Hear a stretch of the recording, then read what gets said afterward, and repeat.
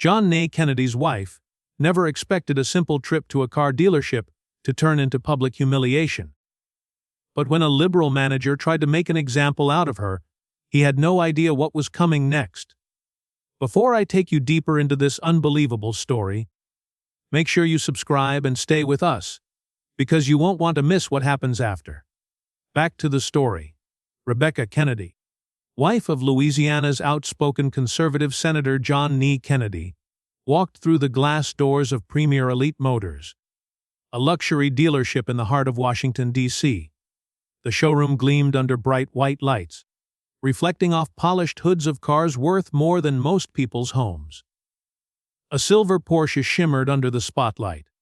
A deep green Bentley whispered quiet power, and a crimson Ferrari looked more like artwork than a vehicle. The faint scent of new leather lingered in the air, reminding everyone inside that this was a place where wealth and image were everything. Rebecca, at 45, carried herself with the poise of someone who'd been through countless political battles. She wore a sharp navy blazer over a crisp white blouse, her tailored black slacks perfect for the occasion. Around her neck rested a small bald eagle pendant, a subtle but proud symbol of her conservative values. She wasn't there to make a scene. She was there with purpose, to purchase the Paragon V12, a 275,000 luxury sedan with a black finish and a twin-turbo engine. For her, the car wasn't just transportation, it was a tool, a statement. Something she needed for her endless work with veterans, charities, and community events. Her heels tapped against the marble floor as she moved toward the Paragon, her eyes fixed on its sleek design. Just then, a nervous young salesman spotted her. Ethan, no more than 23, rushed over, his tie slightly crooked, his smile eager but unsure. "Excuse me, ma'am. Can I help you?" he asked, clutching a brochure. Rebecca gave him a polite smile. "Yes, I'd like to see the Paragon V12. I'm interested in its features and financing options." Ethan brightened and began describing the car's engine, its hand-stitched leather seats, and the advanced navigation system designed for DC's fast-paced elite. But before he could finish, a voice sliced through the air. "I'll take it from here, Ethan." Michael Carter, the dealership sales manager, stepped forward from behind a black Bentley. He was tall, broad-shouldered, his suit immaculate, his dark hair slicked back with the same shine as the cars he sold. But it wasn't his appearance that turned heads. It was the arrogance in his eyes. His gaze landed on Rebecca, lingering on her eagle pendant before twisting into disdain. Rebecca didn't flinch. "Yes, I'd like to see the interior and discuss terms." Michael tilted his head, smirking. "Wait a minute. You look familiar." He paused, then sneered as recognition hit him. "You're Rebecca Kennedy, Senator Kennedy's wife, the one who props him up while he rants about so-called woke nonsense on TV." The words dripped with contempt, loud enough for nearby customers to hear. A few glanced up from the Porsche, curious. Rebecca simply nodded, calm and composed. "That's right. I need this car for my charity work, visiting veterans' homes and organizing fundraisers. Can we stay focused on the Paragon?" Michael laughed sharply, the sound bouncing off the glass walls. "Charity work? You mean driving around to rally your husband's conservative base?" Waving that flag of traditional values, he folded his arms, stepping closer, his posture radiating superiority. "This is Premier Elite Motors. We cater to progressive clients, people with the right kind of outlook. Frankly, I'm not sure you belong here." It was meant to be a slap in the face. Rebecca's jaw tightened, but her voice remained steady. "I'm a customer. I have money to spend. My politics, or my husband's, shouldn't matter." Michael turned toward Ethan, smirking. "Hear that? She thinks her conservative cash is good enough for us." Ethan dropped his eyes, clearly uncomfortable, while whispers rippled through the showroom. A couple by the Ferrari leaned closer, murmuring, "Isn't that Kennedy's wife?"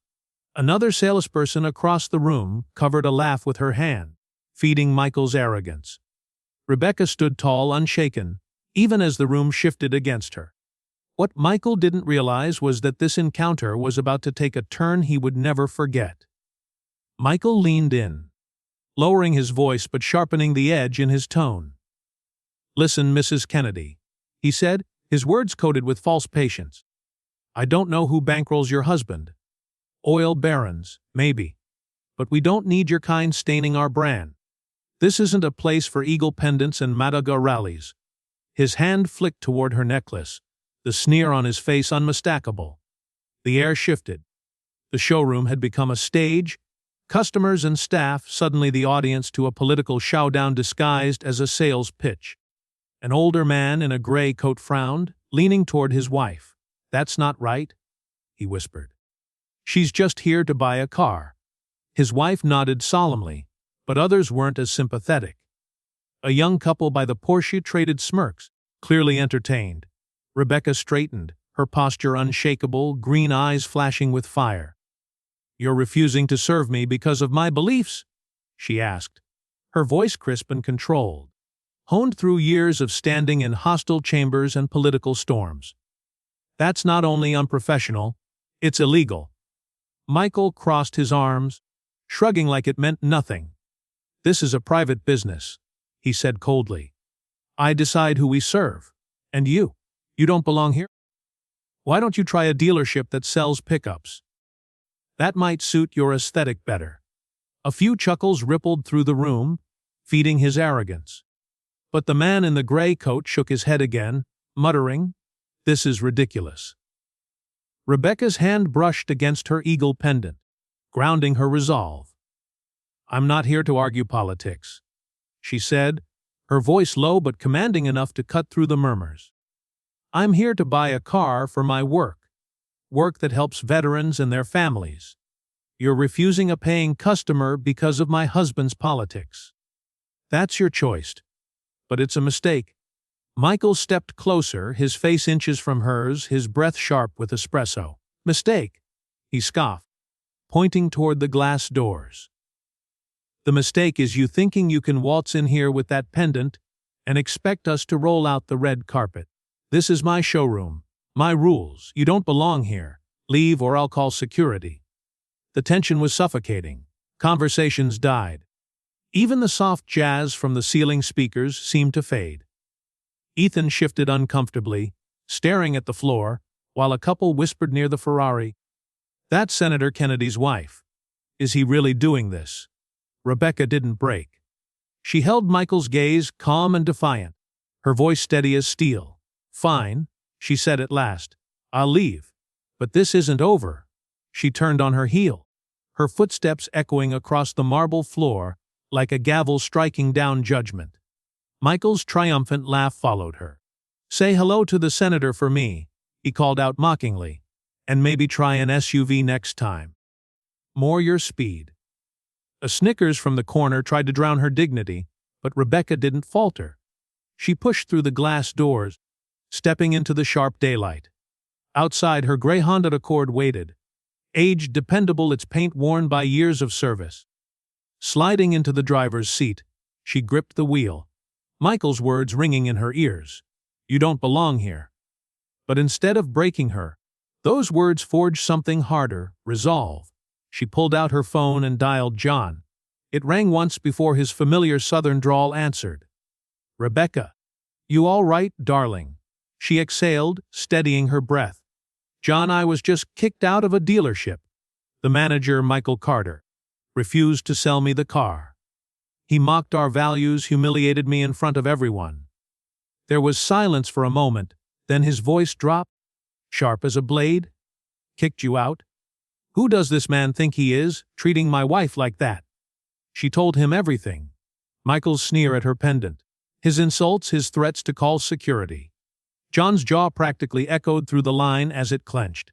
"He insulted you, our family, our values." "Oh. He's going to regret that." "John," she warned softly, "don't do anything rash." "Rash," he chuckled, a dangerous spark in his tone. "Darlin', I'm just going to pay him a little visit tomorrow." As Rebecca drove toward their Georgetown townhouse, the city skyline fading in her rearview, her fingers brushed against her pendant. A faint smile broke across her lips. Michael Carter thought he had humiliated her, thought he had silenced her.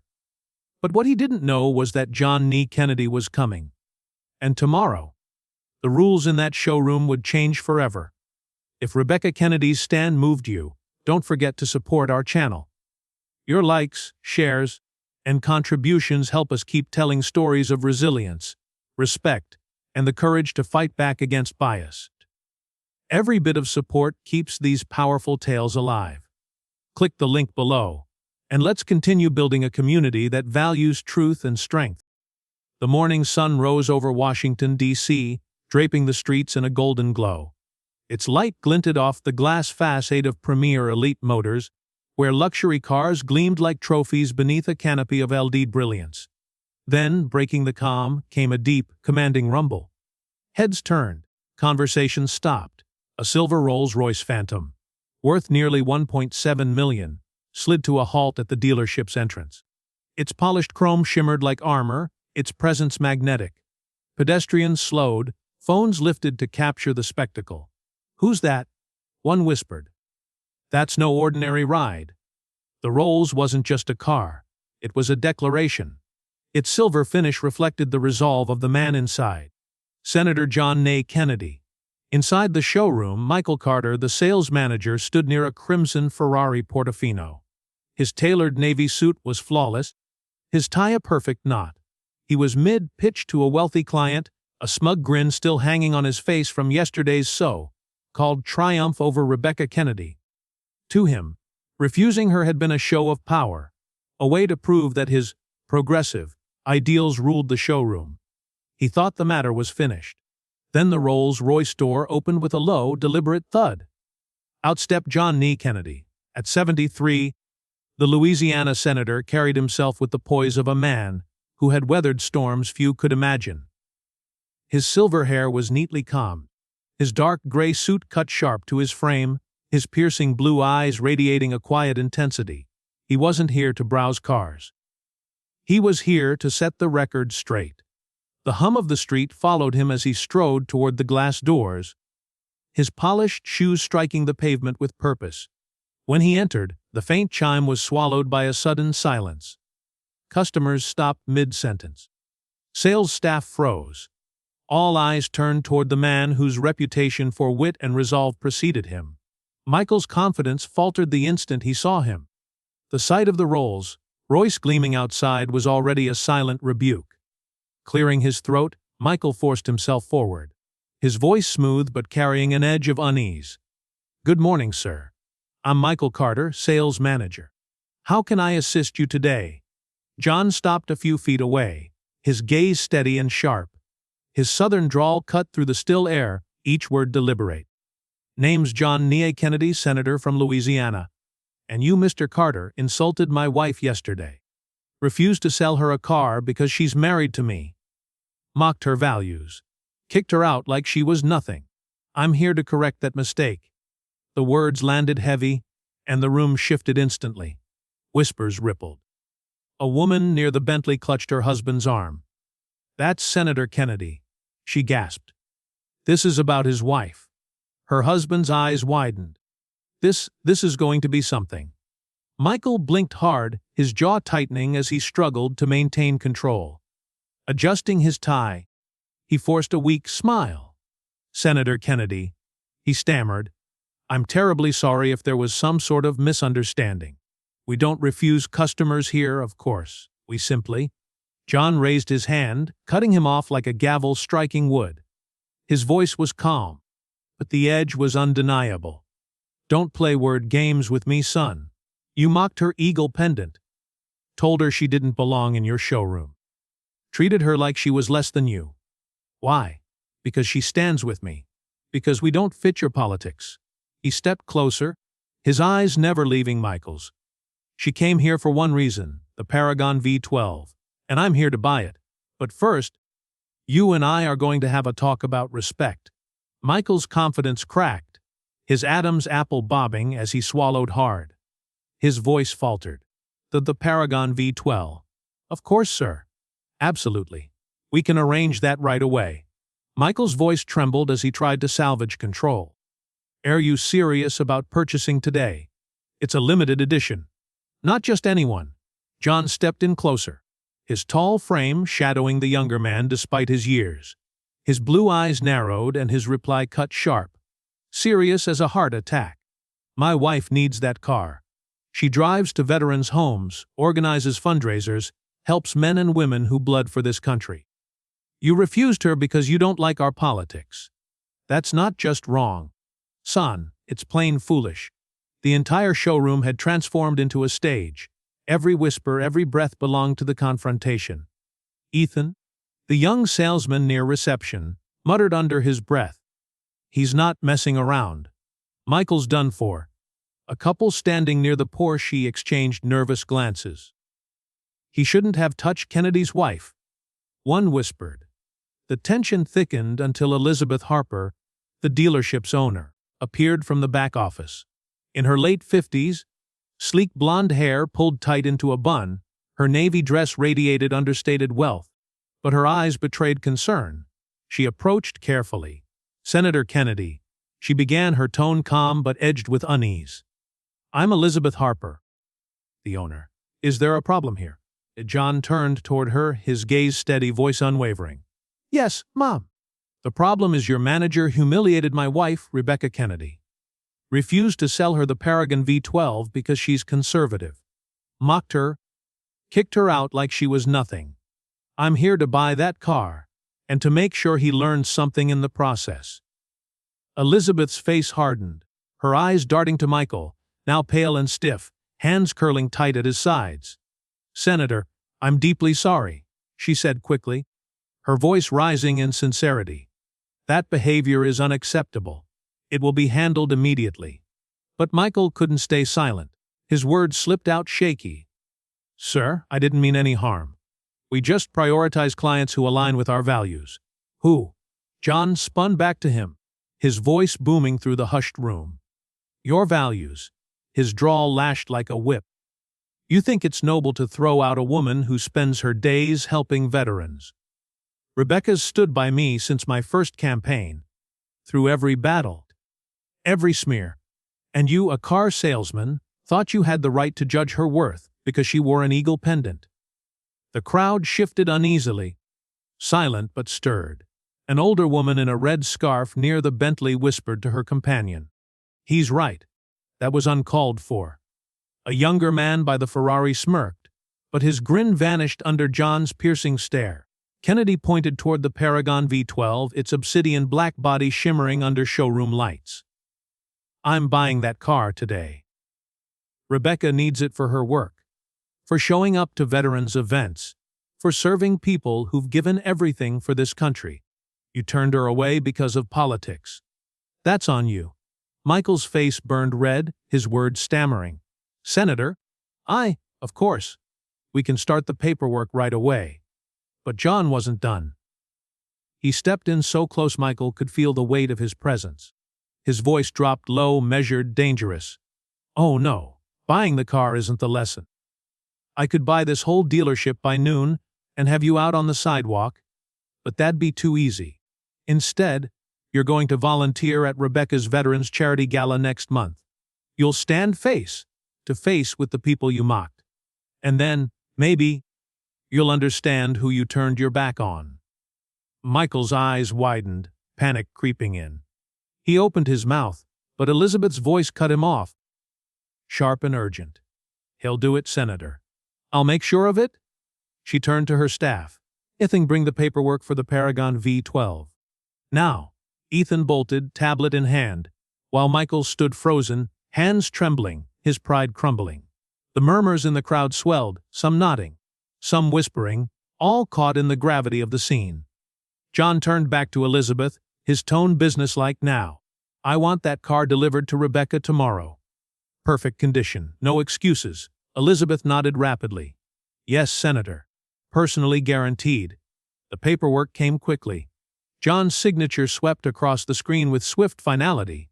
Handing it back, he locked one last gaze on Michael. Cold, stern, but not cruel. You thought you won by kicking her out. Thought you'd put a conservative in her place. You were wrong. Politics don't make you better than anyone else, and soon you'll learn that. With that, he turned, his polished shoes echoing against the marble floor. The chime rang as he exited. Outside the silver Rolls-Royce Phantom waited like a sentinel. He climbed in, the engine purring, and with a graceful roar, the car glided into the street. Inside, Michael remained rooted, his pride stripped in minutes. Customers whispered.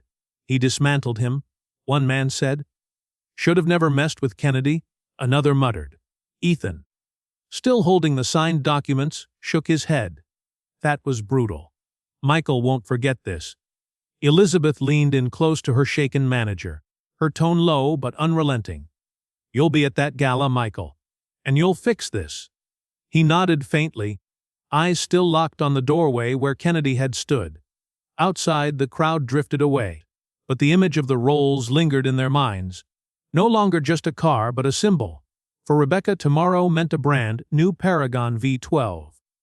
For Michael Carter, the real reckoning was waiting a month away, at a gala where his arrogance would finally meet its test. The grand ballroom of the Ritz-Carlton in Washington, D.C., shimmered beneath glittering chandeliers. American flags and deep red banners lined the walls, swaying lightly in the cool air. The Veterans Charity Gala, hosted by Rebecca Kennedy, buzzed with energy. From decorated war heroes to young military families and loyal donors, the room was alive with laughter, pride, and gratitude. Tables overflowed with Southern favorites, shrimp and grits, pecan pie, pitchers of sweet tea, while a live band strummed a lively version of Sweet Home Alabama. The melody threaded through the chatter, adding warmth to the night. At the podium, Rebecca stood tall in a navy gown, her eagle pendant catching the light as she spoke with conviction about sacrifice, honor, and community. Her words weren't political. They were personal. Her voice rang with warmth, strength, and sincerity, drawing heartfelt applause from the crowd. To them, she wasn't just the senator's wife. She was an advocate, a fighter for those who had given everything. It was a world away from the cold rejection she'd endured at Premier Elite Motors a month earlier. Near the ballroom's entrance stood Michael Carter. No tailored suit, no smug grin. Just a plain black polo, a volunteer badge pinned awkwardly to his chest. His face, once sharp with arrogance, now showed unease and something else, something softer. He pushed the wheelchair of Sarah, a 28-year-old veteran who'd lost her left arm in Afghanistan. But Sarah's smile lit up the room, her playful humor cutting through any pity. Michael, she teased, pointing toward the dessert table. Pecan pie. Extra whipped cream, don't you dare skimp. Michael managed a faint smile, his voice quieter than ever. Got it, Sarah. Anything else? For weeks, under Senator Kennedy's ultimatum, he had been volunteering with veterans groups. Tonight was his trial by fire, the gala where he would face the very people he had once dismissed. Rebecca descended from the stage, heels clicking against the polished floor as she moved gracefully through the crowd.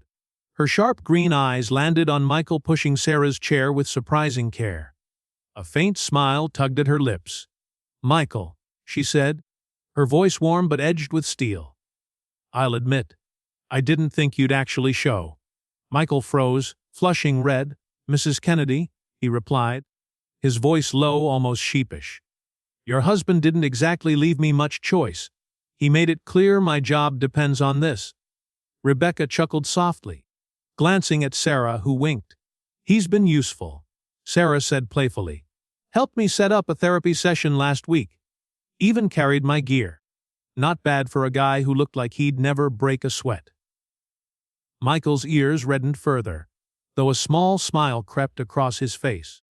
Rebecca's expression shifted, her eyes sharp, her tone steady, but not unkind. You judged me by a pendant, she said, by my husband's politics. You threw me out of your showroom because you thought people like me didn't belong. But this, she gestured to the room alive with veterans and families. This is what matters, service, sacrifice, community. Not partisan labels, not who wears what necklace. Michael swallowed hard, his shoulders slumping. I was wrong, he admitted. His voice cracked slightly, but it was honest. I thought this was all slogans and speeches. But meeting Sarah, hearing her story, it's different. I misjudged you. I misjudged them. And I'm sorry. The words hung heavy in the air. Unguarded, genuine. At that moment, John A. Kennedy appeared from the crowd, his tall frame cutting through the sea of people. Dressed in a sharp black suit, silver hair catching the light, he radiated presence.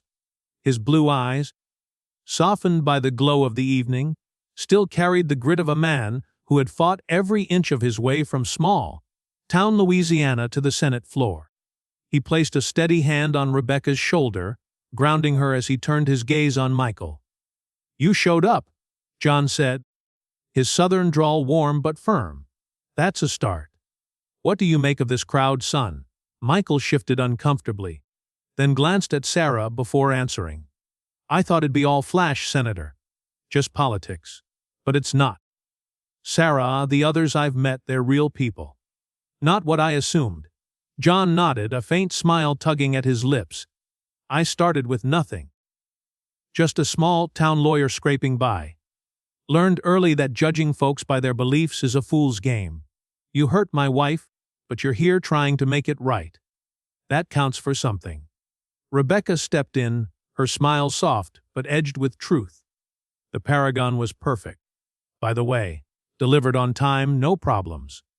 "But Michael, next time, don't let politics blind you to a customer's worth." Michael's voice dropped, steady and sincere. "I won't, Mrs. Kennedy. And Senator, thank you for giving me this chance." John's smirk returned, a flash of mischief in his blue eyes. "Don't thank me yet. My office needs a few new vehicles for staff. Keep learning. Maybe you'll earn that deal. But proving you've changed, that's on you." Sarah laughed, nudging Michael's arm. "Better not mess that up. I'll be watching." The ballroom swelled with music as the band struck up another tune. Veterans traded stories, donors pledged support, and laughter carried across the night. Michael wheeled Sarah back toward the dessert table, his posture lighter, his face softened by something that looked a lot like humility. Rebecca leaned into John's side, her voice low and thoughtful. "Do you think he's really changing?" John slipped an arm around her, his drawl gentle but unwavering. "Maybe, darling. But if he doesn't, well, he'll remember who he's dealing with. You're my world. Nobody disrespects you." As the gala rolled on, the air filled with music, laughter, and gratitude. And in the midst of it all, one man who had once sneered at a pendant was learning, slowly but surely, to see beyond labels. The night closed with a quiet truth. Respect in action can bridge even the deepest divides, proving that worth isn't found in politics, but in the choices we make.